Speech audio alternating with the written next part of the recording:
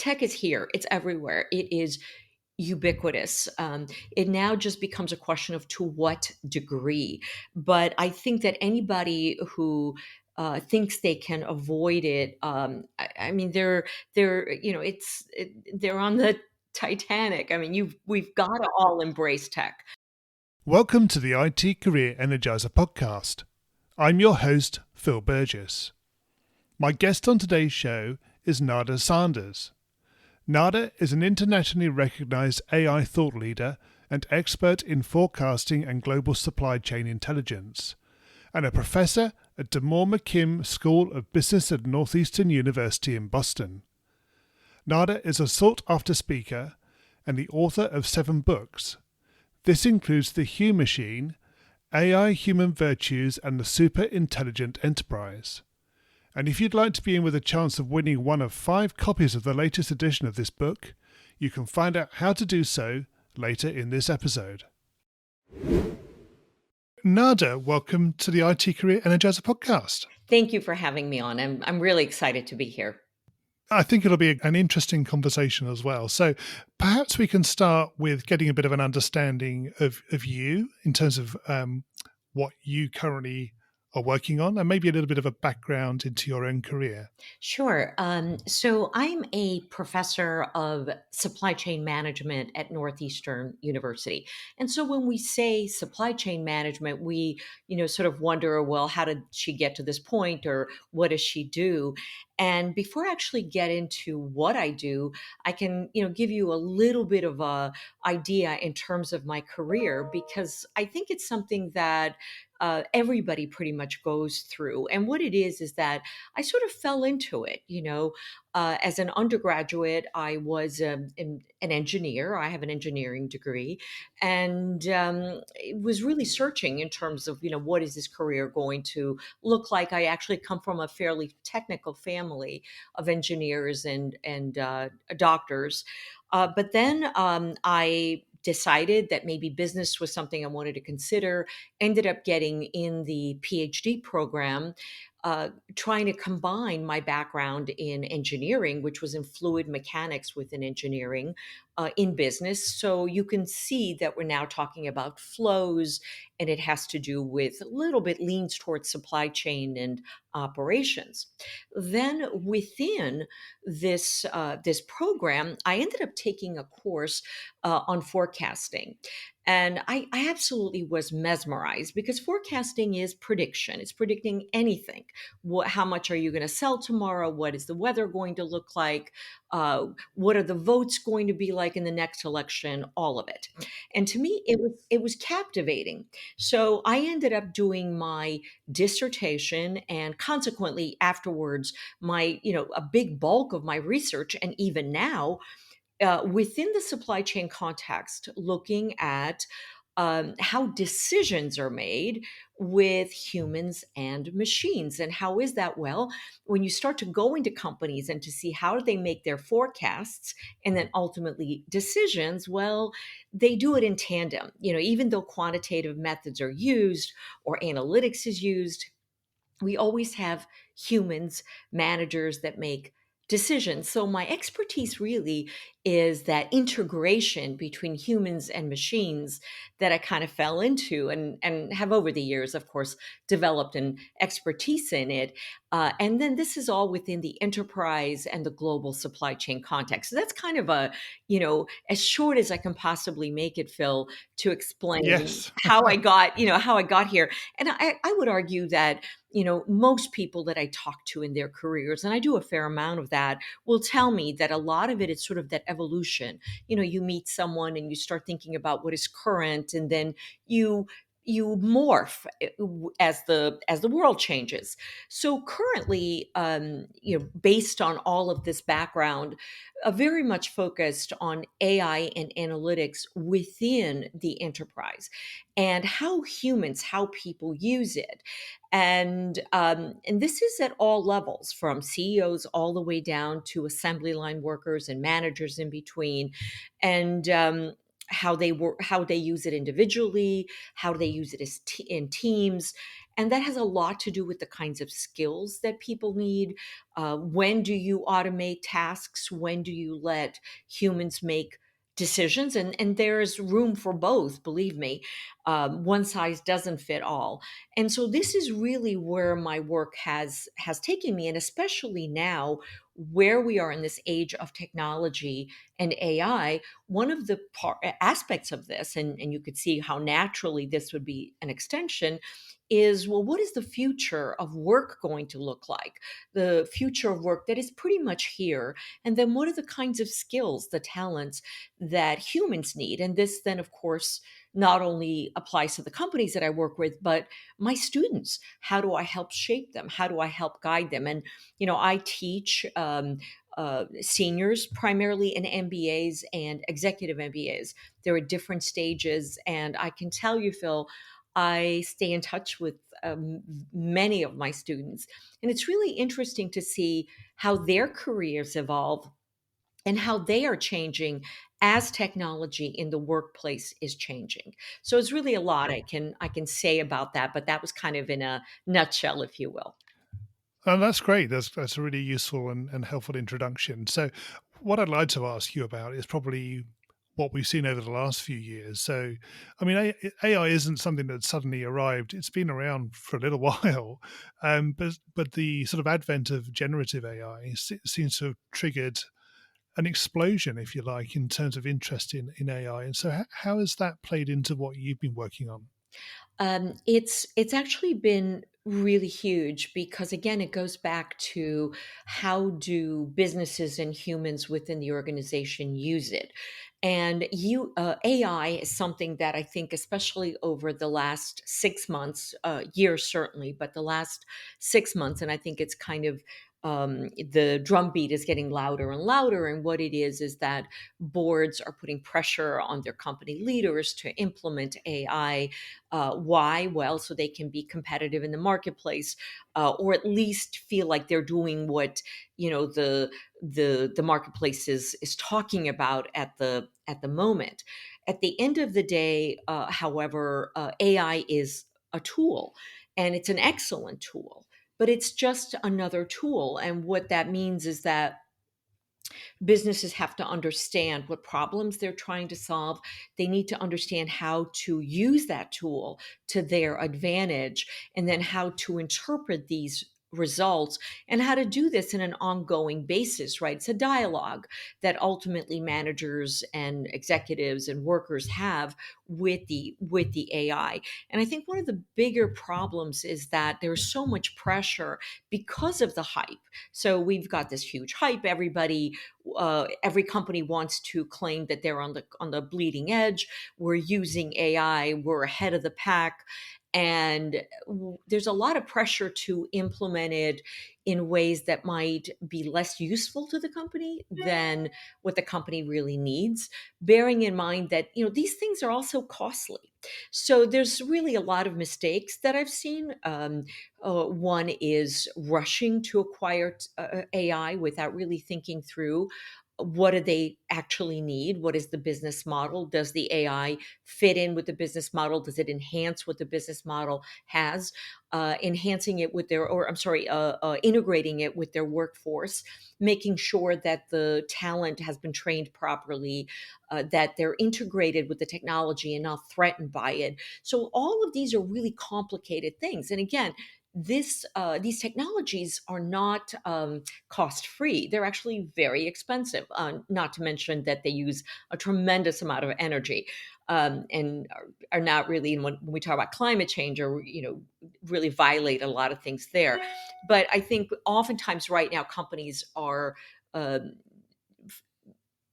many falling, getting into trouble, if you will, because they're rushing too quickly to acquire the tech to be able to say they have it. And that's really what I'm what I'm working on, and all the details that have to do with that, across various sectors, because also one size doesn't fit all. Business models are going to be different. If you're a startup, if you are a mature company, if you're a brick and mortar, if you're service, if you're, let's say, retail, or you're CPG, if you're in healthcare. So there's a lot of factors that come into play. And all of those things have to be considered. Right now, I'm not sure that companies are grasping the full scope of what they need to be considering, evaluating things with caution. And then the other thing, Phil, is I'm seeing companies too, because they feel the pressure to acquire AI. Some are actually laying off their talent because there's only so much that we can pay for, and so why keep around, especially talent that is perhaps more experienced and older. And that's actually a pretty big mistake, because there is a lot of issues that are involved in interpreting the problems, that are involved in interpreting the solution. So without all those things, AI really can't function well. And we need people that are talented, that are motivated, they know their business. And this is what companies need to be doing. Many of them, unfortunately, are not. Yeah, that's interesting to hear. I think um, as people look back and they look at the sort of mistakes that are made in this period, I hope they learn from it in terms of how they should evaluate the use of tools rather than, I suppose, in the way you put it earlier, that it's almost having a tool and looking for a problem rather than trying to identify the right tool to solve the problem. Absolutely. And it's precisely what we are seeing. And, keep in mind, we came out of the pandemic, right? And everything that happened in 2020, which wasn't that long ago. There are many companies that went under. And the companies that did survive and emerged standing in the post pandemic era did something right. However, how many will be left standing in the next 3 years or 5 years? And so we come out of the pandemic, and I think most supply chains and most enterprises are still trying to fully recover with regard to their cash flows and revenue streams and the market, and all the labor issues and all of it. And then we come out with this Gen AI, obviously the launch of with Open AI with ChatGPT, and then it kind of unleashing everything. And then we just see this sort of hype. And one of the things, as somebody who's been working in industry for with industry for a long time, I'm an academic, so I'm not in industry per se, but hype seems to be something that it's like, gosh, can't we learn some of these lessons? Businesses will grab onto whatever the latest hype is. We've seen it years ago with total quality management and with JIT and lean, and so we tend to see this drive to kind of be able to say that we are using the latest and greatest. I think it's important for companies to be extremely thoughtful and to bear in mind that we want to be standing in 3 years, in 5 years. And I think, in some respect, I think this is very incumbent on boards. I would recommend that a lot of boards start to hold their leadership accountable in terms of performance metrics and kind of what they're actually doing, for the very reasons that I just mentioned. That these reactions can be really short-sighted and can be very costly to the company. And one of the things, in my own work, so we've had this latest book, the second edition of the Humachine book, come out a few months ago. And I've been doing ongoing research on it, interviewing CEOs and senior vice presidents of all kinds of companies, international, across sectors. And I'm actually continuing that work, because even what I'm learning, what I learned last week is different than what I learned a few months ago and 6 months ago.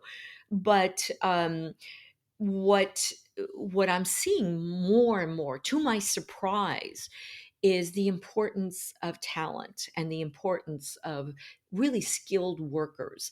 And the companies over and over, I can't tell you how many times I've heard this without exception, that the key to success with AI and technology was really resting with the talented labor force and talented workers, as opposed to the technology itself.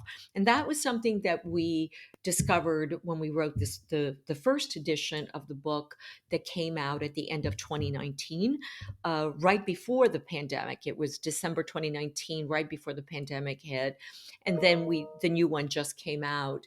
And this has now been underscored and continues to be underscored in the interviews that we are doing, is how important talent is. So there are two messages there that I think resonate: one for organizations, their leadership, their HR, and who they hire, how they keep their talent happy, how they create hierarchies, and how they create paths for their talent to move through the ranks. And then there are messages for workers of all stripes at all levels, in terms of how to reskill and how to continue reskilling in this age of technology, and what companies are looking for. And one of the things that was really striking this last round of interviews that I've been doing with companies is how much more they are looking for uh, skills that are innately human, interpersonal skills, communication, negotiation, ability to communicate on an interpersonal level. And part of the argument that was made to me by a number of executives was that despite the amazing capabilities of AI, and you and I have just kind of touched on some of this, and we're seeing it in the popular press all the time, but it is copyable. So, at this point, pretty much anybody can access it. Obviously, there are different degrees, there's customizations and all of it. But if you imagine two companies, let's say, and I'll be flip here, but let's say Coke and Pepsi, and they're both using Gen AI. Well, what is different? What's going to be different is their business model and their talent, and the talent that can actually then take information from the Gen AI, but then take it to the next level, negotiate, connect with people, be able to build relationships. One CEO said to me, now more than ever, personal relationships are going to be most important. And the longer that relationship, the more important and the more significant it's going to be. So that is something that I think, I've seen a few companies actually build in training for that. And if people ask me, and I get people, when I say people broadly, because it's not just my students, it's not just executives, but even people that I just bump into, if there's only one course I could ever take, what should it be? And I'll say, well, probably either communication or public speaking. It's really difficult. It's something that's hard for all of us. But as we have all gotten used to the digital world, it becomes more difficult to be able to look at someone in the eye and to really connect on the personal level. And that is something that's going to be a differentiating factor as we go into the future. Yeah. Good. Okay. Nada, we're going to go into the sort of the main sort of focus of the interview. So it'd be maybe good to get your thinking or your thoughts around career tips. So could you maybe share with us a career tip? I would love to. I would absolutely love to. And I actually have quite a few, uh, because I've actually given this a lot of thought, and it's something that I work with my students with. So it's something that I spend time with. But I would say probably right now, it's always been, but I think now more than ever, is networking, the importance of networking. And it's something that I think has to be a very deliberate effort. And whether it is going to conferences, whether it is different ways of connecting with people, following up, but at the end of the day, the way we get jobs, the way we move up in our careers, it's all going to come down to people that we know. And I think it's incredibly important to make networking an absolutely integral part of your professional development and your professional portfolio, whether it's something that you put into the resume in terms of something that kind of showcases that you have these interpersonal skills to where you are actively working to build a network and cultivating that and give you lots of examples. One of my MBA students that did extraordinarily well, here in Boston, he basically joined the local chapter of this really large professional organization. He volunteered his time in organizing events that allowed him to really get to know people, and he made an effort, to shake hands, to meet people. This is how he got his job. I just spoke with somebody in analytics last weekend, and who's done, I'm not going to mention the name of the company because people would know, but I said, Right. well, right. But I said, tell me, where do you want to be 10 years from now? And tell me, what is your career tip?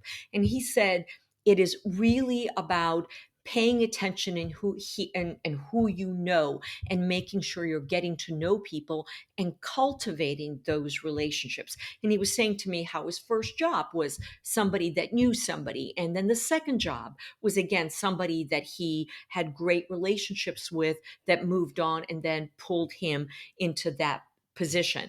And a big part of that, when I say networking, uh, and I think this is also really important, be a good soldier. Don't be a jerk. Just don't. And, because people that are not great coworkers, guess what? The word gets out and you won't get hired. It's that simple. People want to work with nice people. They want to work with people that are great coworkers that are helpful. And I'll tell you something, because I've been doing this for a really long time. Sometimes we get caught up in the short-term metrics. So we're competing with our coworkers, and you'll see backstabbing circumstances that occur. I can tell you that is very short-sighted. It's very short-sighted because it's not a zero-sum game. If you realize that it's really about being a team member and part of a team, and having the team win and being that kind of person, keep in mind that those people that you're working with today are going to probably eventually go somewhere else.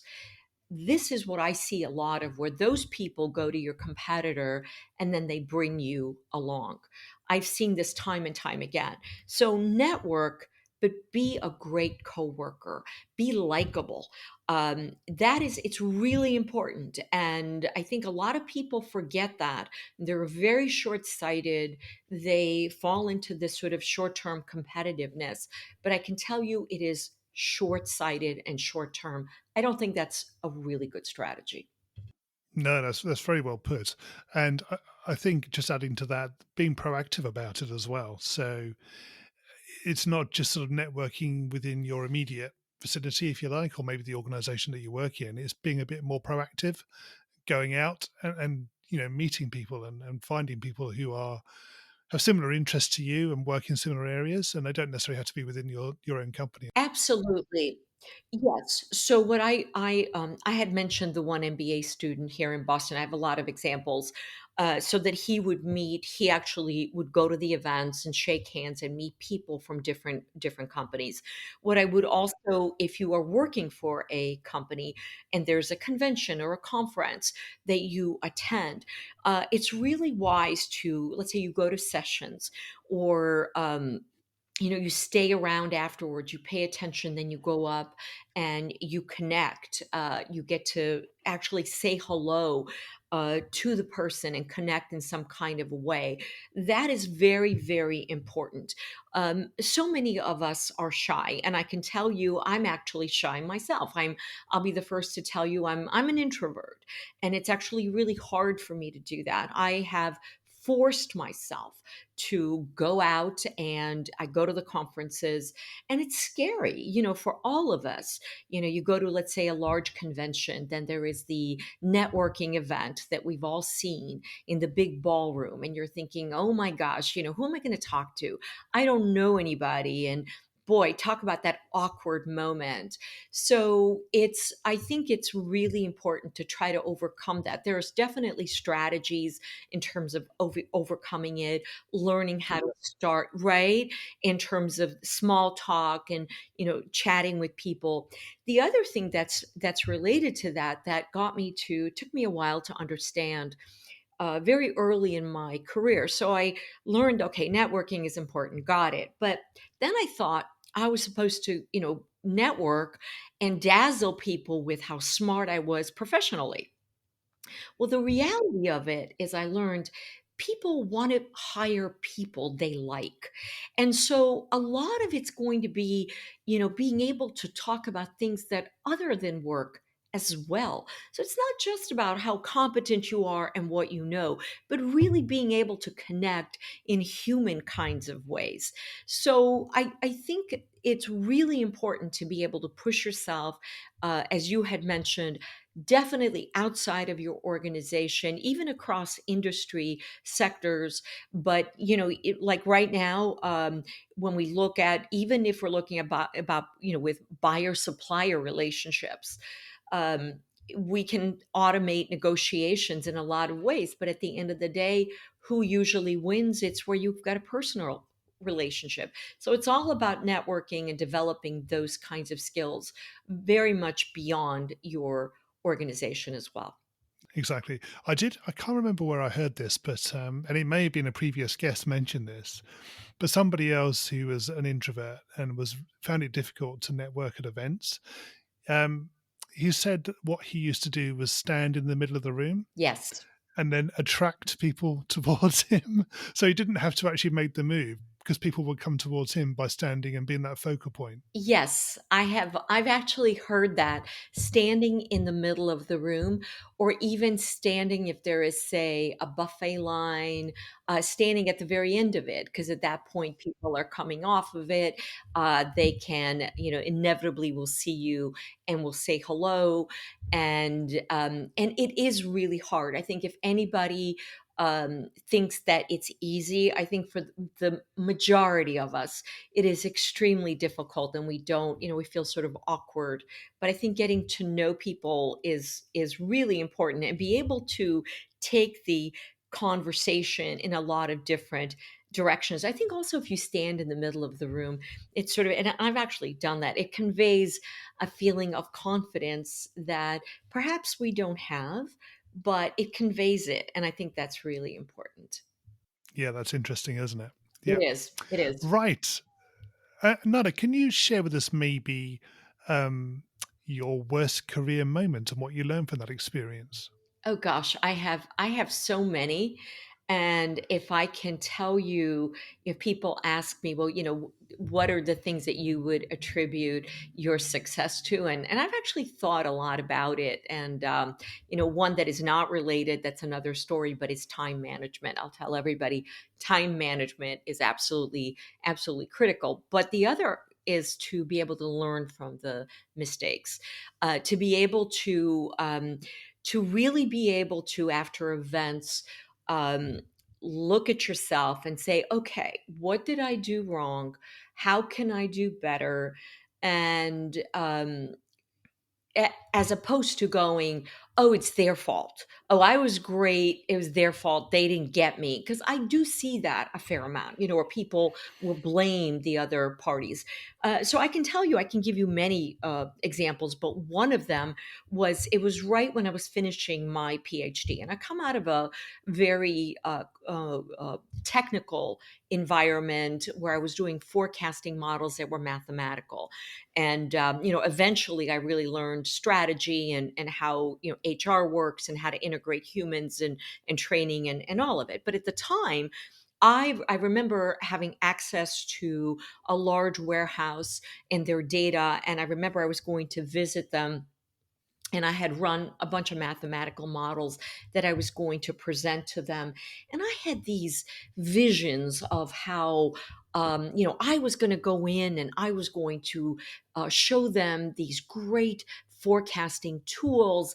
And I imagined that I was going to be a hero and a star and I would dazzle them. And oh, it was a disaster. I mean, I was terrible. And I was terrible because I didn't get it.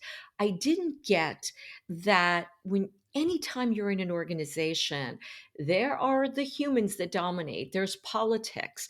There's, formal strategy and informal strategy. So everything can be quantified, but if one thinks that it's not going to go through the human filter, they're really wrong. And so what happened is I looked really silly. I remember standing there and they were looking at me, and then it was a very, very awkward moment.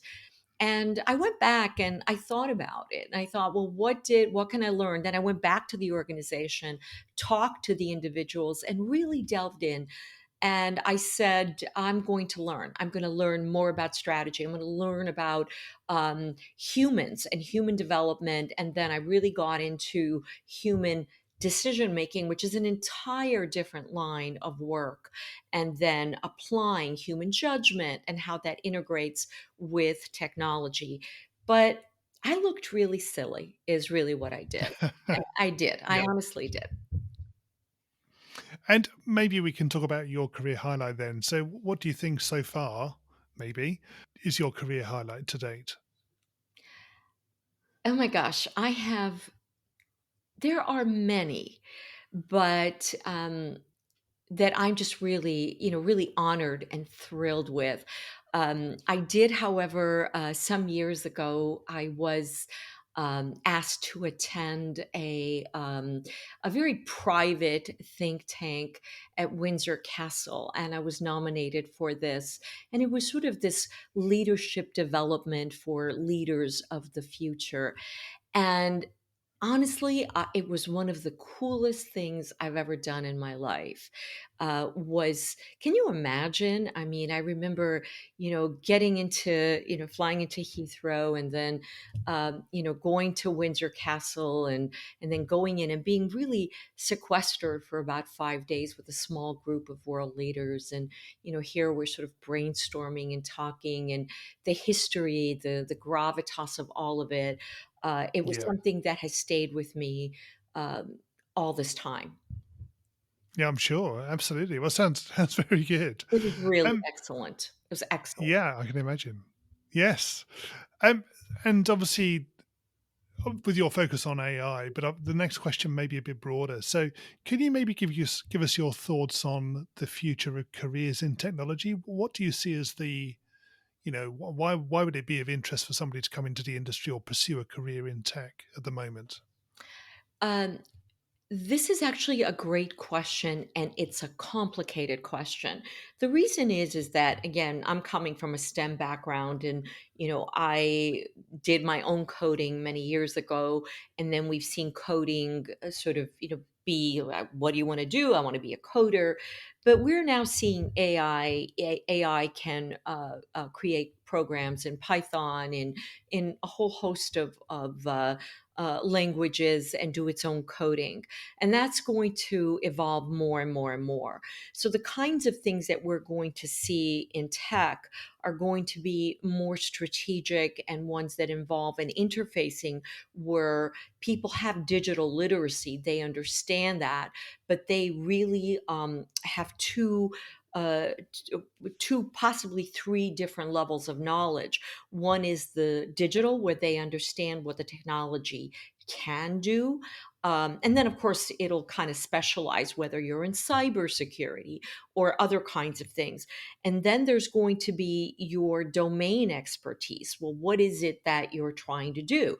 Are you in biotech? Or in healthcare? You're developing a COVID vaccine, or you've got a energy startup, or whatever that domain is. So you've got AI. What can it do? Then you have, what is your domain? You're going to have to know that domain, and then being able to interpret it, or at least convey that to somebody who can then convey that to your customers, your boards, your the average person. Why would somebody pursue a career in tech? Tech is here, it's everywhere, it is ubiquitous. It now just becomes a question of to what degree. But I think that anybody who thinks they can avoid it, I mean, they're they're on the Titanic. I mean, we've got to all embrace tech. It's just a Yeah. question to what degree, and I mean to what extent, and then what do we do with it? The opportunity is unbelievable. It is tremendous.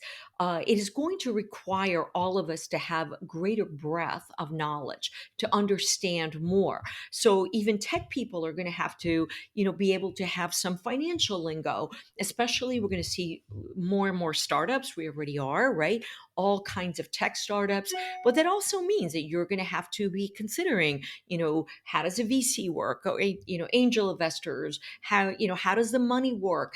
What do we do this in addition to the technological capability and what it can do, and then again what your domain is, and what area of expertise you're working in. So that is the future. I think that there is nowhere else to go. And I think industries that lag, because obviously we have industries that are leading in tech, and those that are not, but those that are not, isn't that a blue ocean to go after, to come up with tech solutions in industry sectors that don't see as much of it? So it's a question of who gets there first. But I think that this is the future, and we just have to embrace it. Just a quick interruption to remind you to follow or subscribe to the show in your podcast app. Every download and listen improves the show's discoverability. By subscribing and downloading, you'll be helping more people to develop successful careers in tech. And my thanks to you for being a listener. If you have any suggestions about things you'd like covered in the show, or potential guests, why not leave a comment or review? You may even get a shout out in a subsequent episode.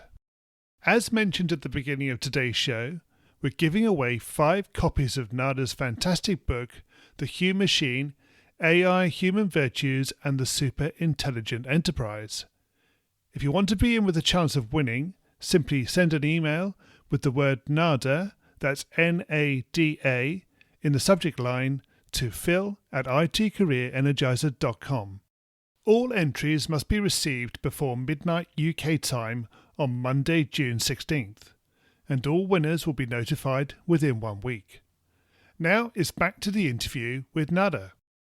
We're going to go into the reveal round now. We're going to find out a little bit more about you. Are you ready for this? Sure. So, what is the best career advice you've ever received? Um, it goes back to the time management. And that was something that I think is a really important part. And I say that because um, we are all bombarded with social media now, especially, but this was even the case before we had social media. I think time management and being a really good judge of how we use our time is extremely important. I very much believe in the 80-20 principle. I think it is, whether we like it or not, it's the reality. Meaning that, some people call it 80-20, Pareto's law, the vital few. But there's only a few things that really matter. A few things that really matter in our life, few things that really matter in our career, and the few things that really matter on our jobs that we're evaluated on. And so much of everything else is noise. It's just these little things that distract us. Really knowing and paying attention all the time in terms of not spending too much energy on the things that don't really matter that much. Sufficing, as the expression is, just suffice. Do what's good enough. Don't Yeah. let perfect be the enemy of the good for the things that don't matter. And recognizing and understanding what really matters. That is a lifelong journey, and it's an ongoing quest. But I think it's essential. And conversely, can you maybe share with us the worst career advice you've received? Yes, the worst career advice, and I've heard this, multiple times when in AI, I've heard it in supply chains, where is and we give this to students is, and forgive me for this, but follow your passion. I think that is I think that is nonsense. I think that it's a blend of what we enjoy, what we are good at, and what the world needs. The ikigai, the term. But not just like, oh, I'm going to, when I was in high school, I wanted to be a musician. I, play the piano. I was in theater. I mean, if I had a good voice, Phil, thank God I don't have a good voice because who knows, I might have pursued that. But, we all, we're developing. And at the end of the day, um, I remember doing a piano concerto, and I just thought I was great. And my piano teacher's husband said, "You're really, really good, but if you pursue this, like anybody in music, you're going to be hungry." And I remember thinking, well, I don't want to be hungry. That's not appealing now, is it? So I think that what happens is that we have to be aware of what our talents are and aware of where there's an opportunity and go for the opportunities and try to marry those, not just go for, oh, what is your passion? I think what also happens with all of us, if we get good at something and get recognition, we really begin to like it. We really get proud of doing it, and it's something that we enjoy. So I think it's a combination of both. Obviously, I'm not saying pursue something that you hate. That is very important as well. I'm an academic. I have had many opportunities to be dean. I've been called by many prominent institutions to be dean. And there's usually about maybe 10 seconds or maybe 15 where I kind of bask in the idea of how awesome that would be. And then I let it go because I hate administration.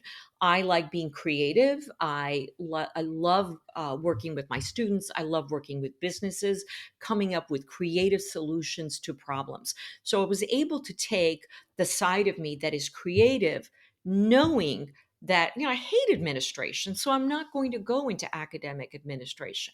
What I'm saying is, don't go into something you hate, but don't just blindly follow your passion. You need to be practical. You do, exactly. So I'm going to be interested to know what your answer is going to be to the next question. So if you were to begin your career again in today's world, what would you do? Um, I would probably do the same thing, but what I would do, I mean, supply chains are incredibly broad, and they encompass everything from not just moving products but information, money, labor. And I would do the same thing, probably tack on more finance. Finance is, at the end of the day, that is one area that overshadows really everything. um, and I think I fell into the fact that I had a quantitative background, and I did some coding. Again, I'm an engineer, but then I evolved a lot of those softer skills. I would not go into soft skills. I think it is really important to combine both hard and soft. A lot of times I have students that are undergraduates in computer science or engineering, and then they'll come to me and say, well, is it okay now for me to pursue maybe AI with business? And I say that's the perfect combination. But just going into the human side of it, the human resource side, the strategy, the softer side, you need to understand both. I think somebody who can understand both, it's really a winning combination. And I had that, but I can honestly say I was not clever. I fell into it. It wasn't something that, oh, I just miraculously fell into it. But it really was, as I mentioned earlier, that forecasting class. And in fact, if I may add, the person that was teaching that class was an expert on crime forecasting. He was at Carnegie Mellon. And it was so cool to actually see that the same models that are used for crime forecasting, that are used for climate change, are used for everything. They're used to, again, what's the sale of Apple you know iPhone's going to be next quarter in Western Europe, that kind of thing. We use the same models across the board when we are predicting that, or some kind of a event, to how many attendees are going to be at the Taylor Swift concert. That is all prediction. We use the models, and that did the light bulb went on in my head, and I thought that was just awesome. But then I was able to connect it with supply chain management. And again, I mentioned Taylor Swift, but it could be any event, any concert. And it's really cool to think that we've got tools, and what I've worked on are tools that kind of predict um, what, let's say, what the attendees are going to be, what's all the different factors, and how much do we need of everything, and how are we going to move from the guitars to the stage sets to all of it. And I can tell you that is the one thing that I really do in my classes, is excite the students with, when we talk about technology and AI, and then in my case supply chain, to really think in a broader sense. So whether it's in concerts, whether it's, think about sports. I had one student that ended up going to work for the LA Lakers in analytics, because the way sports analytics today, I mean, think about how awesome it is. We've got wearable tech. We can measure performance of the athletes. We can optimize what the uh, field strategy is going to look like based upon strengths and weaknesses of the various players. We can forecast how the injuries are going to heal. I mean, this is an opportunity for everyone to combine tech with what they love, whether it's baseball, or whether it's music, or whether it's healthcare, or or whatever it is. And Nada, can you maybe tell us what objectives or career objectives in particular you're working on at the moment? Um, the career at the moment, what I am working on is really how to integrate the AI co-pilot in with my student assignments and with the corporate world. It's incredibly important to me to figure out um, how should this actually be used, both with students in the classroom and both in business. What is the most efficient way, and to really map out these strategies, something that is on the bleeding edge. And I'm doing that right now. And then I'm even thinking of, do we need some kind of a boot camp in terms of developing some of these skills? What is that going to look like? That is precisely what I'm working on. And also, how do we stimulate human ideating that breaks the barriers, that goes beyond what Gen AI can do? Because Gen AI, we can. I was with somebody this weekend that was creating this music that AI was using, and it was kind of frustrating because, boy, it could create any song that you wanted within seconds, create art within seconds, but obviously it is derivative of all the stuff that is human generated out there. So what I'm really interested in, breaking the evolving the human ideation pattern in the workplace and with students, that is going to somehow enhance our human creative skills. And probably just as importantly, what do you do away from technology? What do you do in your spare time? Oh my gosh. Great question. I go to the gym a lot. I love going to the gym. I work out. I still play my piano, so I love music. Love concerts. Yeah, so I still like the old. old school rock concerts. And I really like to read across industry sectors. So I'm a bit of a nerd, so I do like quantum physics and all of that. And so I'm interested in a lot of things. And then I do spend a lot of time with friends and family. I really do. Yeah. I know people say that, but I really do. Right. And Nada, can you share with us maybe a last piece of career advice?